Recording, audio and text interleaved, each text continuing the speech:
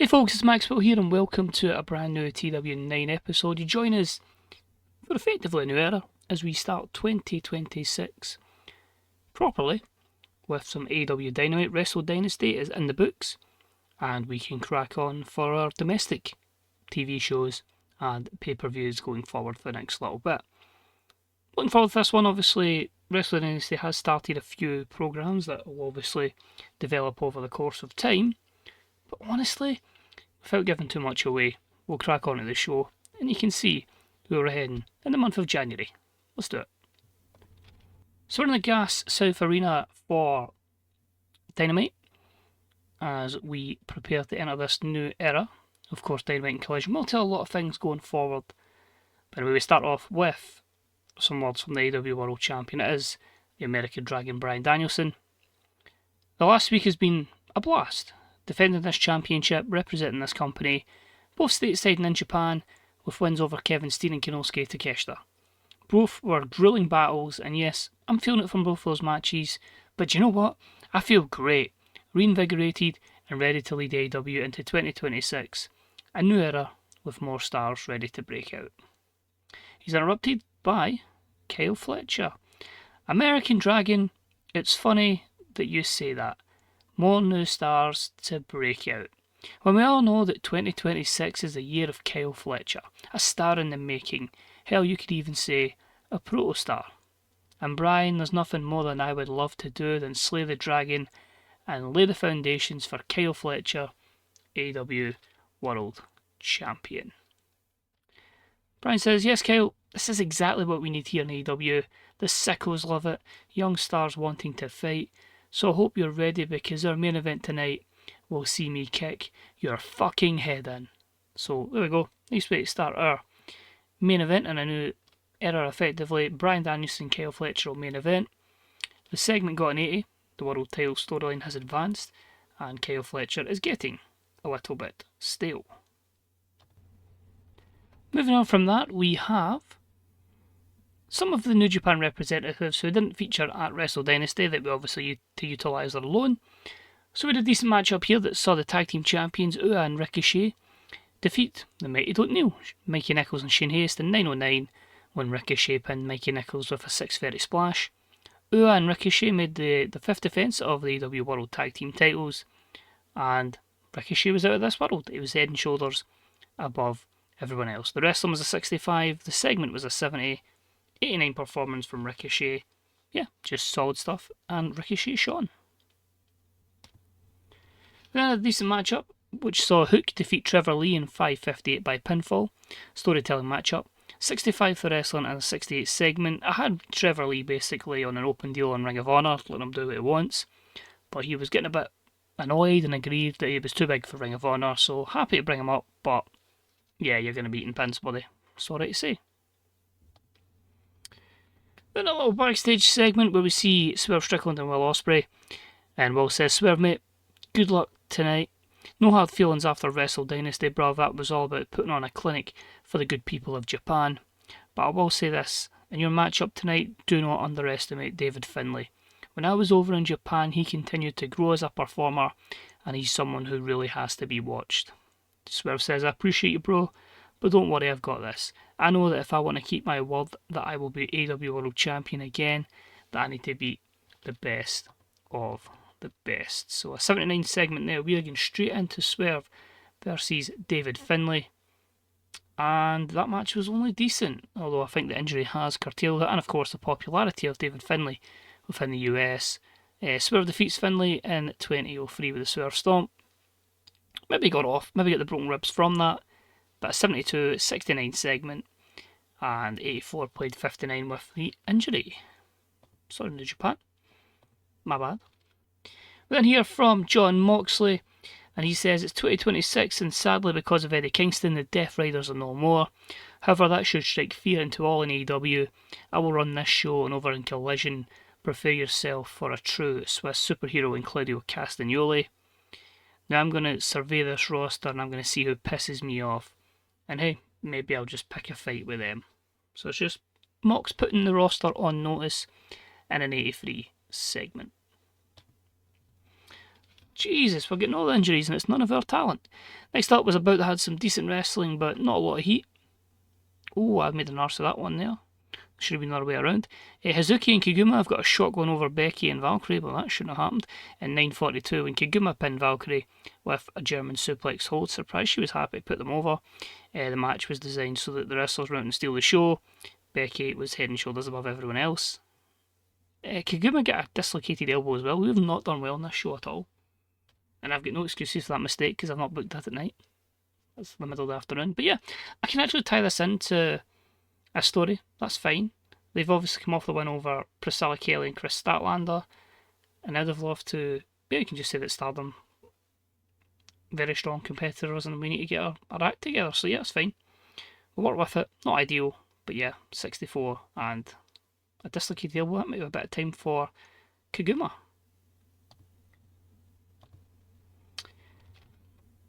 As Becky and Valkyrie head to the back, Becky and Chris have crossed paths as Chris heads to the ring for her matchup. You may have won the Casino Gauntlet match and got a shot at the AEW Women's Championship, but this rivalry is far from over. You better be watching your back now, Stat. So teasing something between Becky and Stat, 86 segment though, so that's very, very promising. And the storyline advances and gains heat. And Stat was in a wild brawl. She took on Sayakata Kamitani from Stardom, and she picked up the win in 11:10 with the Big Bang Theory. She's just won the Casino Gauntlet. I had to put her over one of the strongest talents that Stardom has. Obviously, Wild Brawl didn't suit Saya, but I had to utilise it at one point. Overall, momentum for Chris and a 63 segment. Renee Paquette then decides to interview Kevin Steen, and she says, Kevin, at World's End, you were not successful in challenging Bryan Danielson for the AEW World Championship. I must ask, what's next for you? And he says, oh well, thanks Renee, good to see you're as sympathetic as always. The answer is, I don't know. I just can't get a title shot right away, but no doubt some way someone will just piss me off here and we'll take it from there. So it's just Keo kind of portraying that kind of flustered way he gets, where he's a wee bit angry when something doesn't go his way, and we'll see what's in the future for Kevin Steen. So 81 segment. And our main event matchup, and about that had some superb wrestling and great heat. Bryan Danielson defeated Kyle Fletcher in 23:54 with a running knee. Bryan brought a 95, Kyle brought a 94. The storyline advances. 95 wrestling, 79 crowd, 78 segment. The commentary have probably bombed this, but this could be a spectacular matchup down the line. Excalibur was pretty weak, the colour commentary wasn't good. And obviously we know Kyle's stale, that's going to get fixed post-show. Well, you could argue the World Title storyline's low heat, although it's actually not terrible. I think it was very high, so that's a shame. But 78 and it knows that Fletcher can hang with the big boys. And we finish the show with Jay White coming out. He says, well done, Mr. Dragon, but aren't you forgetting about someone, the winner of the men's Casino Gauntlet match, and therefore your next AEW champion, Brave of Me, Switchblade, Jay White. Now, I've been told due to other circumstances and calendar adjustments that me and Statlander's title shots have been confirmed and they will take place at our next pay-per-view.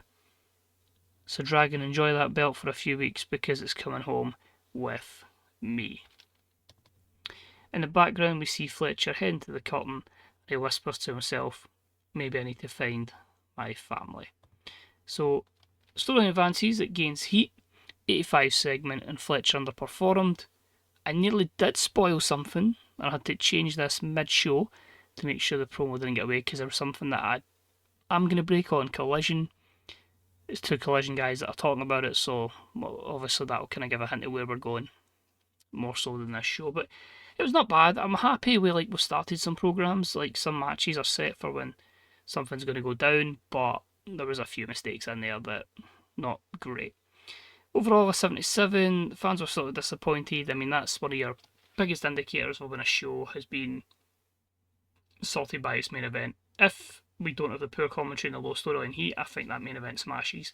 But we don't necessarily need the big ratings. We know for a fact that with Kyle Fletcher and there with Bryan Danielson, that's going to help his skill set and develop him for the future. So that's a positive. Any locker room incidents? Nope. I think we should jump to Collision.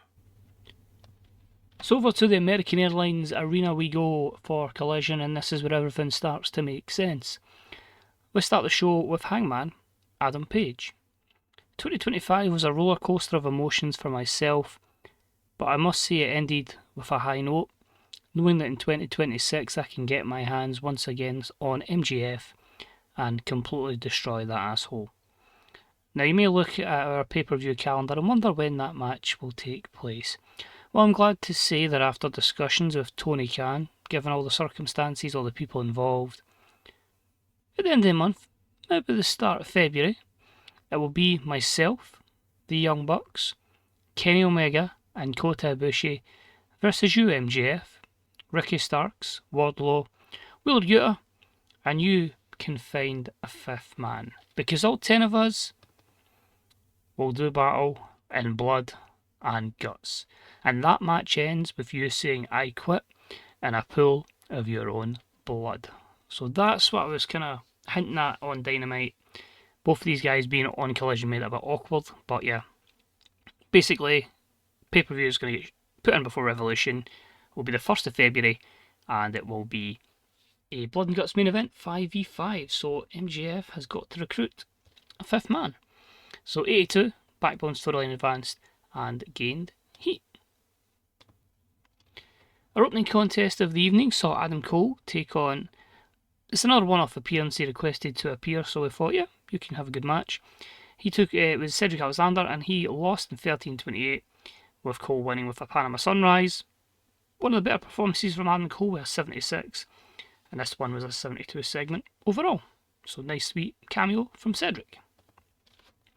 Next up, decent matchup. It was Cope and Christian Cage defeating the Workhorsemen in 7:33 when Christian Cage pinned JD Drake with the spear. Storytelling matchup of the night. These two teams put together a 70, because obviously capped being under 10 minutes. Good performance though, with Christian Cage getting a 72. This led to some words from the veterans, and they said, "We're really well rested since we defeated FTR at Full Gear, and we know we're in the final straight of our careers. But we think it's time for us to get one more World Tag Team Championship. So Ricochet, Ua, and that slimeball Paul Heyman, it's only a matter of time." So they've called their shot. It was a 75 rated segment. Christian Cage is getting stale. We then had a decent wrestling match that didn't have much heat. And yeah, first win on one of the A shows for a while for Johnny Gargano. He defeated New Japan's Ren Narita in 9:48 with the Hearts Donut, following a distraction from his wife, Candice LeRae.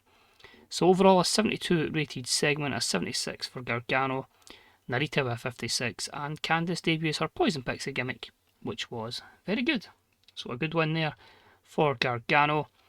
Is this a missing piece for him? He finally gets the big win on an A show, thanks to Candice's distraction.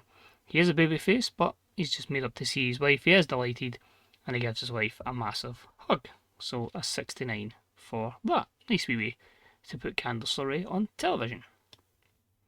Moving forward, we had some good wrestling and a decent reaction from our audience. Walter defeats the Beast Mortos in 13:28 with a knife edge chop. Steal the show matchup. Just a proper war between these two. A 78 wrestling rating and an 80 rated segment. Walter picks up the win over the Beast and Mortos, and Rush, well, he looks extremely pissed off about it, and he is very vocal to Walter, and he is trying to get in his face, but starts to walk away. So a little bit of a tease between Walter and Rush.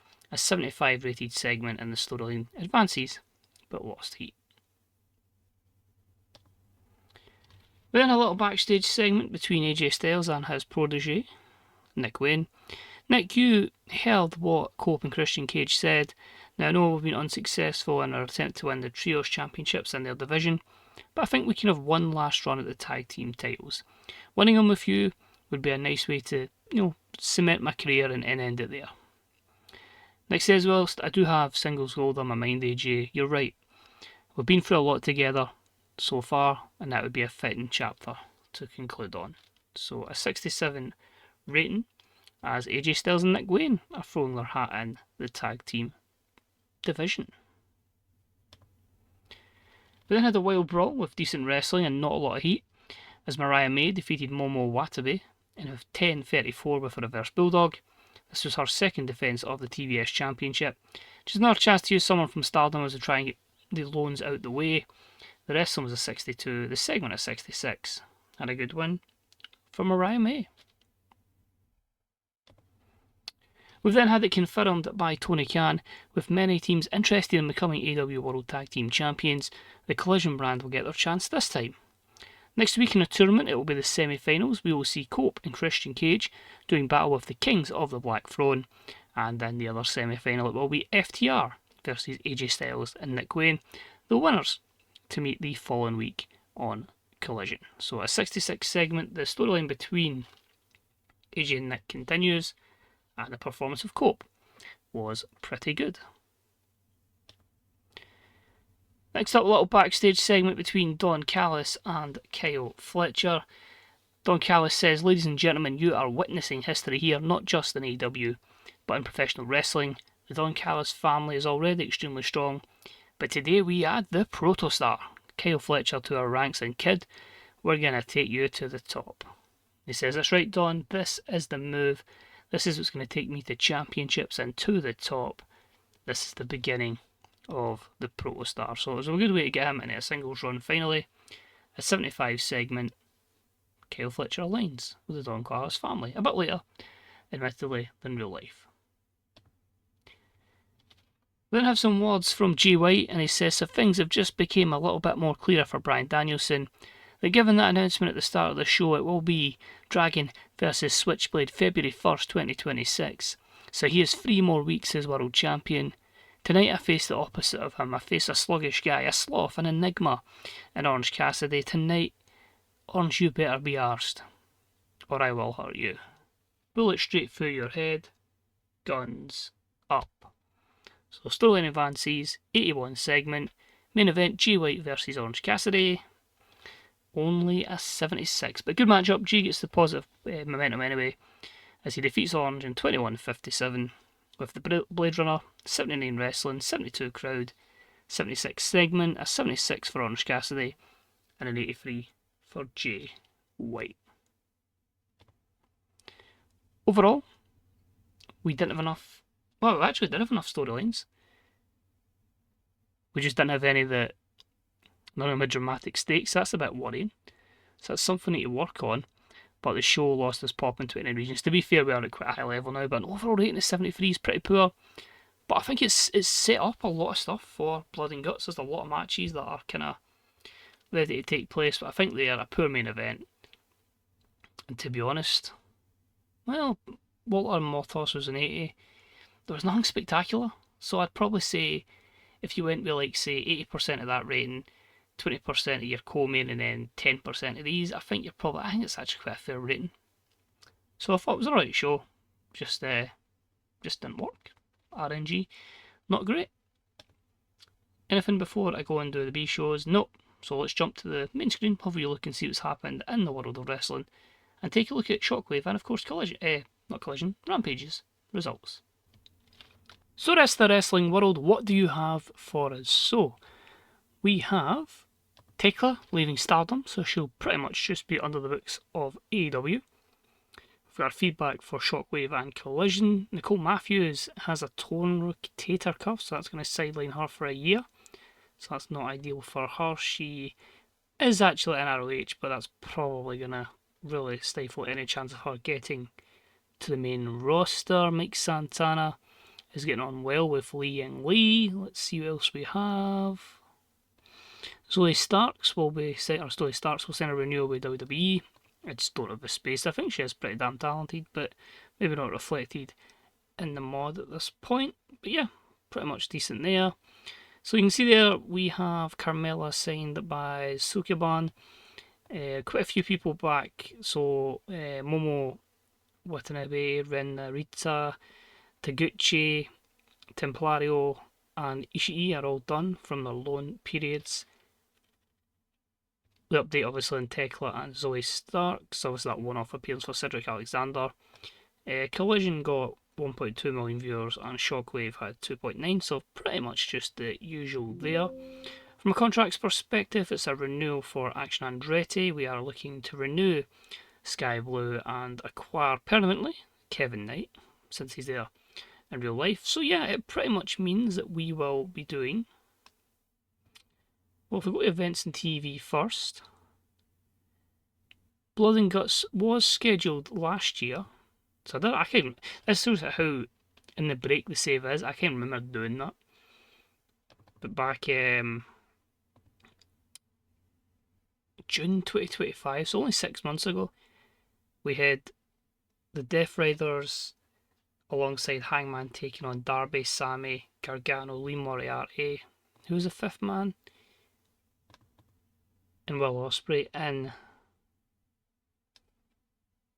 Blood and Guts. So there you go, that is going to move. The good thing is, like, it was quite in between Forbidden Door and Double or Nothing, so the good thing about that is, if I click on that,